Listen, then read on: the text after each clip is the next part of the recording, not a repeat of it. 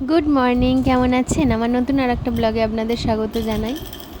তো আজকে সোমবার, তো আজকে মোচা রান্না করব। ওখানে মোচাটা ভাপিয়ে নিয়েছি আর মাছের ঝোল করব।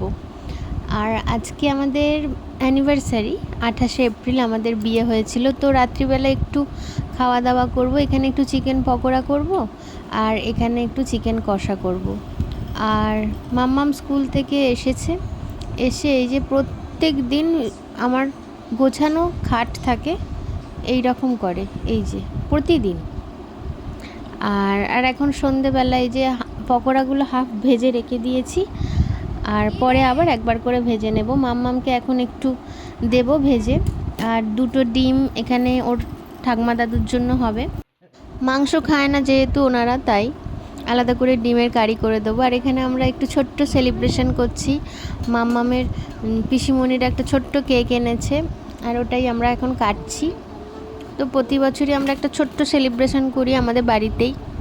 এই ছোট ছোট আনন্দ খুশিগুলো করা উচিত আমি মনে করি, কারণ এইগুলোই থেকে যাবে, আর কিছু থাকবে না। এই আনন্দ খুশিগুলোই থেকে যাবে জীবনে, আর কিছুই থাকবে না। তো আমরা এখন একটুখানি কেক কেটে কেক খাইয়ে দিচ্ছি। এবার রাত্রের খাওয়া দাওয়া করব।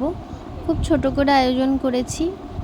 তো মাম্মামের পিসিমণিরা খাবে, আমরা বাড়ির সবাই খাবো, এইটাই, আর কিছু নয়। তো আমাকে গিফট দিচ্ছে, তো কি আছে এর ভেতরে আমি জানি না।